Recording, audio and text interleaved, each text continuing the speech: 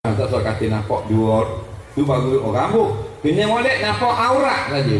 Nah, dok berasa lagi kalau tidak. Dok sengaja gaduh-gaduh sangat nak pergi ambil pitih wang Aisyah. Nampak pakai baju gini gini. Orang tu cepat sikit tau. Nak tutup dulu. Mau masuk baju masuk keluar masuk kasut. Nah, bagi ambil atas balai raya, cakap dengan TV3 apa semua temu ramah. Dok sedor zik tak kacing. Dia kekek juga. Tu benda tu. Dia tarik. Sekor keluar. Dosa ke tak? Tak berdosa tapi malu company. Maka apa tak lagi ropoang. Rambut halu keluar ke tepi-tepi duduk. Dimaaf pada syarak. Cuma nasihat untuk ropoang, jangan awak gaduh lah. Pakai molek. Pakai molek, tengok molek. Kan cermin kita kan besar. Tengok molek. Ada ropoang itu. Dia punya kain di jalan, orang tengok belaka siang dia. Dia nak tegur tak dia duduk dalam pah. Ropoang jalan tepi jalan. Dia punya kain ni, kain belakang ni duduk seluar dalam, ke belakang. Jadi naik separuh nampak punggung separuh gitu. Tubik rumah jalan kedek. Bila orang tunjuk baru dia cabut kain dia. Kain awak gaduh, kain tu boleh pak naik tu atas ni. Malu kau ni dulu. Jangan awak gaduh gitu kau puang. Pasal walaupun kita tidak sengaja, tapi aib kita berkekalan. Orang akan cerita 20 tahun orang cerita ni. Padahal kita tu dah pergi haji dah. Ni ingat Mak Haji. Ya betul nak nampak suruh dalam tu. Orang akan cerita ni, dia komen pandang tu. Soalan seterusnya, saya hutang lah dengan orang, saya nak bayar semula hutang tu, tapi saya tak tahu macam mana cara bayar sebab lost contact.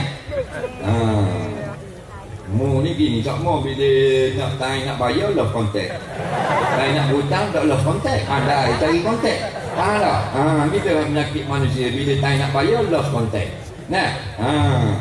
Baik, kalau sungguh-sungguh memang bukan sengaja, kita menyesal dah, kita nak bayar dah hutang dia, tapi sudah tidak ada link, tak ada hubungan, tak tahu mana duduk, maka kena pertama sekali berusaha dulu cari. Sekarang mudah, ada surat khabar sendiri. Dulu zaman kita surat khabar 5-6 jenis je. Kalau kita nak khabar benda hilang ke apa, kena pergi dapat surat khabar. Sekarang ni ada surat khabar sendiri. Mana surat khabar sendiri? Facebook. Betul tak?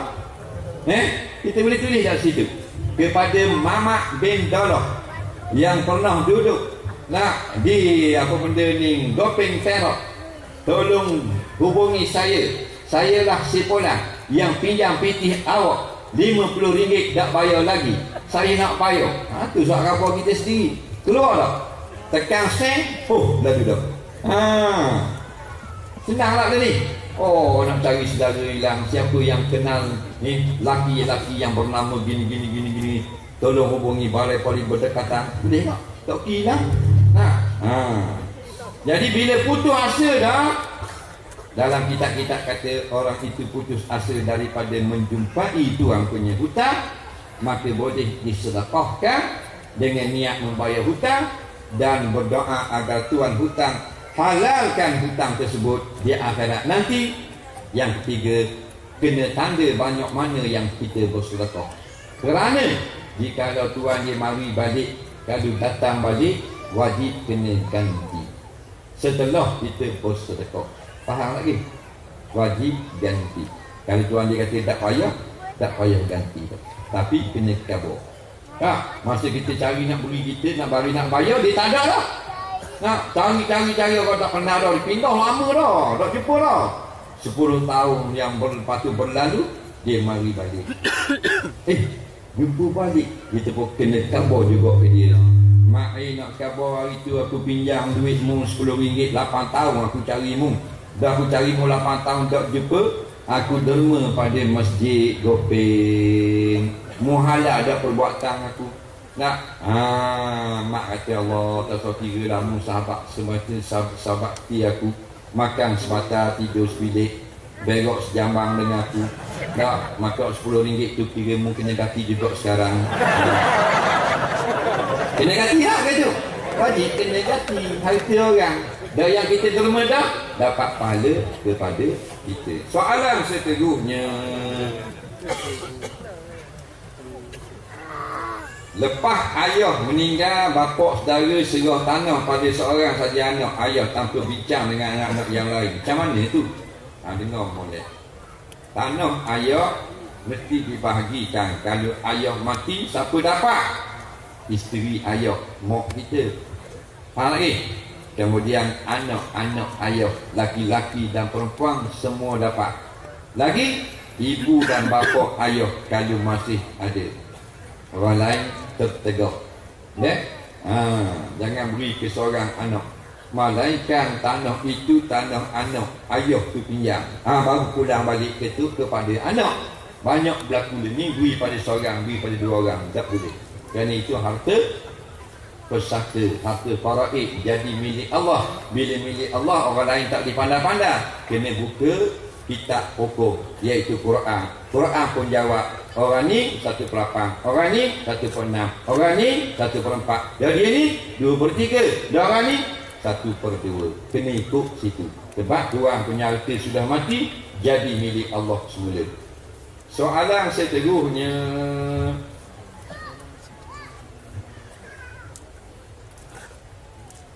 mana kita nak tahu seorang laki-laki atau perempuan tu baik untuk menjadi suami atau isteri? Dia tidak tahu dua ni. Orang perempuan tu nak baik nak jadi isteri kita, atau orang laki-laki tu baik nak jadi suami kita. Ulama bubuh dalam kitab garis panduan. Yang pertama sekali orang beriman.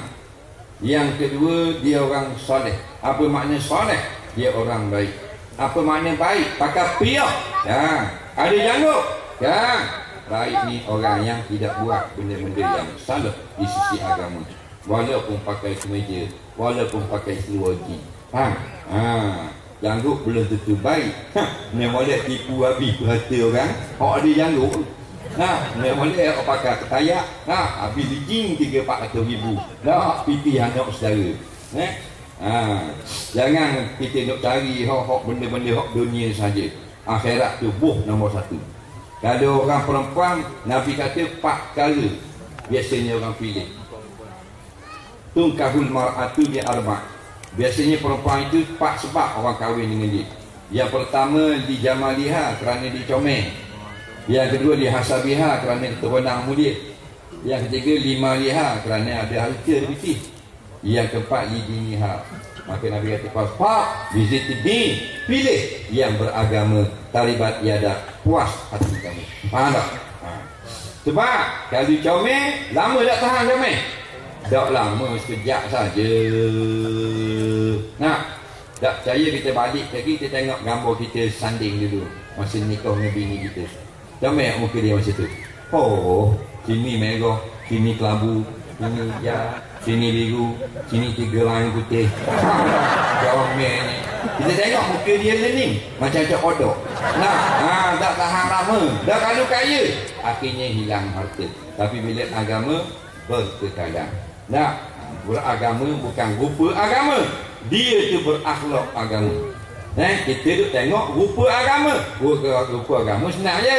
Beli piyah, taruh janggut. Kalau perempuan pakai tudung labuh, orang panggil rupa agama. Bukan batang tubuh beragama, bukan pakaian beragama. Piyah boleh beli tu lepas tu 3 riyal. Tak? Jumpa tu belakang tu 60. Dah jadi baik? Belum tentu. Jauh janggut, nak buat apa ni? Janggut cipang, tak cukup. Belum tentu jadi baik. Tak tupik ustaz. Bulu jagung sampai. Itu bukan baik. Baik dalam tu. Tak tipu orang, tak kena orang. Jadi biarlah orang yang baik-baik. Cuma asasnya dia orang yang saya kerja di bank, tapi ada offer kerja tempat lain, gaji kurang sikit. Macam mana tu ustaz? Mana kau tahu tu kamu?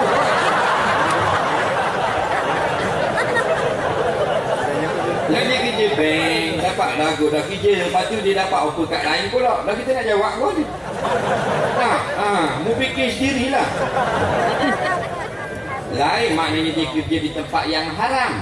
Itu lain. Saya bekerja di tempat yang haram, Ustaz. Saya ada offer tempat yang lain. Senang kita jawab. Ni bekerja di bank. Kerja di bank bukan makna haram. Kita orang Melayu bila ke bank, haram. Bukan bank makna haram. Dah. Bila hutang, riba. Ya, jangan gaduh dulu. Hutang bukan makna riba. Riba lain. Riba ni cabang daripada hutang. Ada hutang cara haram, riba. Ada hutang cara Islam, tidak riba. Ya, kalau bank yang tidak ada haram, maka tidaklah haram.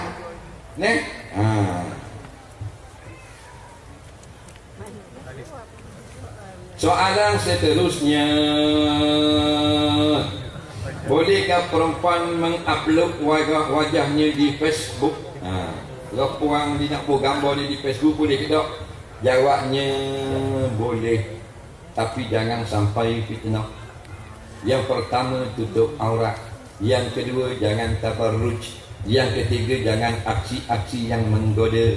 Yang keempat, jangan besar saiz gambarnya. Dengar tu. Yang pertama, tutup aurat. Dia ni kalau siang apa, dia tak tutup aurat, dia pergi public pula, biar orang semua boleh tengok. Maka dosanya sebanyak mana orang tengok. 1000 mata melihat, 1000 dosa. 1000 orang like, 1000 dosa pula.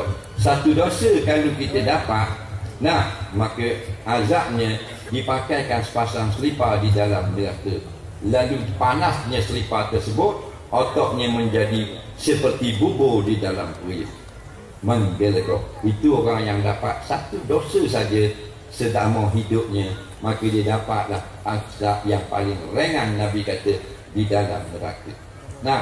Jadi hak lepas-lepas tu delete. Perempuan hak nak dedah aurat, dedah depan suami, tak payah dedah dalam Facebook. Sebab apa dia tuduh nak dedah aurat, dia buat gitu-gitu?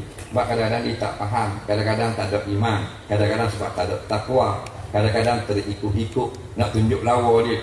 Yang kedua, jangan tabarruj. Walaupun kita boleh letak muka kita dalam Facebook, janganlah berhias-hias yang melampau.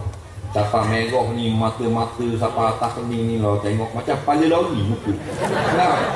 Duduk dan siang ke dia. Orang puan dengan molek. Allah kata, wala tubdina zinatahunna illa li bu'ulatihinna. Janganlah hai kaum wanita, sama ada wanita duduk di Gopeng, duduk Kuala Kangsar, Tanya Wali, Kuala Lumpur, Malaysia, seluruh dunia, jangan menunjukkan sangat kecantikan, solekan, perhiasan, melainkan untuk suami-suami mereka. Ini arahan Allah Ta'ala, bukan perkataan ulama. Ayat Quran. Batu perempuan kita pesan, kalau nak keluar rumah, maka jangan lebih-lebih sangat muka kasih lawa. Nak kasih lebih-lebih lawa untuk suami kita, untuk mak kita tengok, untuk tahu kita tengok. Faham? Untuk orang luar jangan lebih-lebih. Orang perempuan, yakinlah awak sudah cantik Allah jadi, tak perlu coteng banyak-banyak. Biasa yang nak cat balik ni kereta accident, baru orang cat balik. Kalau kereta hak dah accident, tak payah cat, gonyong-gonyong gitu basuh, berkilat semula. Ni yang pelik orang perempuan. Yang ketiga, jangan buat aksi-aksi yang menggoda. Kadang-kadang comel dah tutup aurat, buat mulut-mulut muncul macam itik, mata buat klik-klik-klik macam lembu. Kadang-kadang buat pipi kepek pula macam bewok. Siang kita tengok awet. Ni benda tujuan, benda ni menggoda. Allah kata dua golongan yang masuk neraka. Yang pertama perempuan yang kasiyatun ariyatun. Pertama pakai baju tapi dedah-dedah aurat. Kemudian ada sifat ni pula, ma'ilatun mumilatun.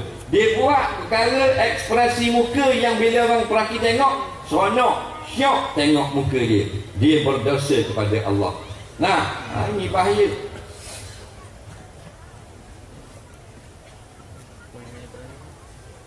Buat muka molek-molek, seksi-seksi gitu, buat ke suami kita. Apa pergi buat ke orang ramai? Dah kita tak ada laki tak tak usah buat. Taruh dulu, exercise malam-malam, buat muka, bila-bila tunjuk ke lelaki mu, bila-bila. Mana ada laki, ada suami dah, duduk di rumah, praktis depan cermin. Nah, boleh buat kan? Muka itik, muka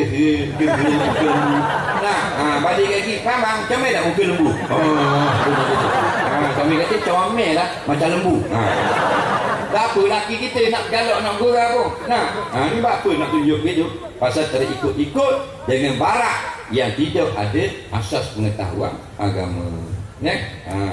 Yang keempat syaratnya, jangan besar gambar. Kalau besar, bahaya. Banyak dah gambar-gambar perempuan, gambar-gambar pelajar di Malaysia diambil lalu disuperimposkan oleh orang-orang yang tidak bertanggungjawab.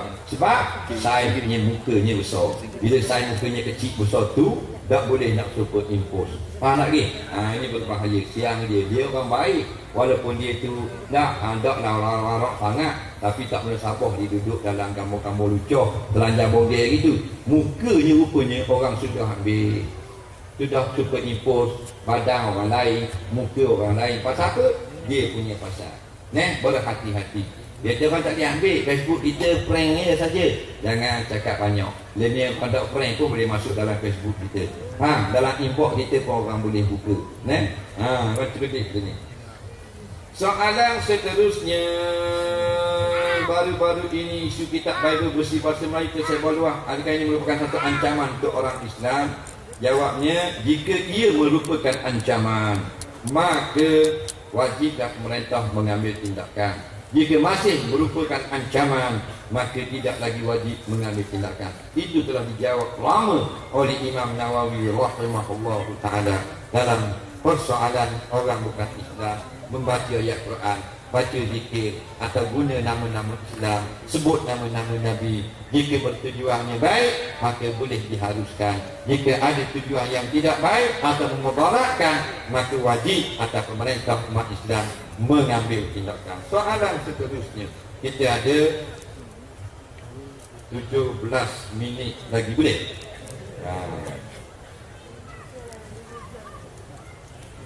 Student ini perlu duit yang banyak.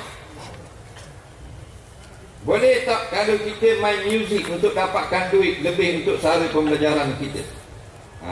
Main muzik untuk dapatkan duit. Jawabnya, belum tentu lagi. Halal atau haram kembali kepada cara mana dia dimainkan. Kalau kita memainkan muzik untuk menghiburkan orang di kelab-kelab malam, orang goyang, orang minum arak, ini sebab kita bermain muzik, maka jelas haram hukumnya.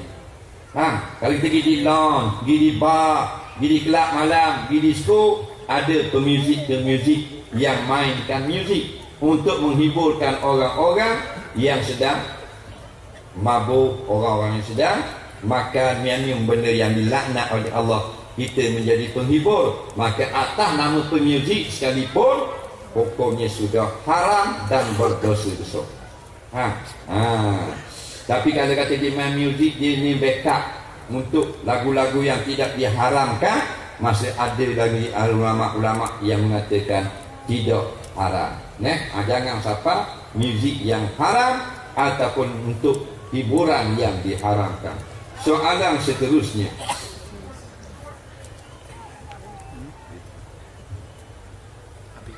kita sama dengar balasan yang diterima oleh kaum Hawa yang tak tutup aurat. Apakah pula balasan kaum Adam yang buka aurat? Dia kata biasa kita dengar orang perempuan kena hukum di akhirat, tak tutup aurat. Dan kalau orang lelaki sama saja. Aurat ni benda ma yajibu satruhu, anggota yang wajib kita tutup. Maka apa makna wajib? Ma yusabu fa'iluhu wa yu'aqabu tarikuhu. Wajib ni perkara yang kalau kita buat Allah beri pahala, dan kalau kita tinggal Allah azab di akhirat nanti. Jadi mana-mana orang lelaki yang mendedahkan aurat lalu dia tidak diampunkan oleh Allah, dia akan diseksa di akhirat nanti. Sekadar mana kita buka, sekadar itulah kulit kita akan disambar oleh api neraka akhirat. Soalan seterusnya, apakah hukum kencing berdiri? Jawabnya boleh jika betul dengan keadaan. Dan kalau kita ada pilihan untuk kencing duduk, maka hukumnya makruh kencing berdiri. Kita masuk dalam tandas, boleh duduk, maka kita pun kencing berdiri juga, hukumnya makruh. Tapi tak dosa. tak berapa molek. Faham tak? Tapi kadang-kadang tak boleh nak duduk, kena berdiri, maka hukumnya makruh kita duduk. Contoh, Nabi nak kencing, tiba-tiba di tempat itu ada najis dan sampah yang kotor, lalu Nabi berdiri. Tu sekali. Yang kedua, Nabi kencing berdiri kerana sakit di belakang lutut Nabi, tak boleh nak duduk. Faham lagi? Jadi kadang-kadang kita berdiri, benda tu tak salah. Lepas tu kita tengok orang kencing berdiri, jangan terus kita hukum dia. Kadang-kadang ada sebab. Dan lagi pula kencing berdiri ini bukan perkara mungkar. Siapa kita nak balah, siapa kita nak hukum orang sebagai fasik, bukan minum arak. Kadang-kadang molek berdiri dan kalau kita duduk berbahaya, boleh menjadi haram. Contoh, kita masuk dalam tandas nak kencing, orang lelaki ni hak jambang ada pintu, kunci belaka. Bila kunci, mana ada benda tak dalam tu? Ada orang sedang meneruskan projeknya. Maka di luar tu dia buat satu tempat kencing yang makuk cek kat dinding gitu. Ada cek dia makuk keluar kat dinding. Jadi maknanya kalau dah dalam penuh, kita boleh kencing berdiri di luar, walaupun pakai serban, walaupun pakai jubah, walaupun untuk guru orang, kerana itu keadaan al-masyaqqatu tajlibut taysir. Dalam kepayahan diberi hukum kemudahan. Faham lagi? Jangan warak dan wabarkong dak tahu benda, nyegi panjat atas tepi tu. Duduk. Lalas sengguk jatuh, patah angry bird. Jangan siapa ketua. Betul tak? Jadi jangan siapa kita berdoa-doa tadi.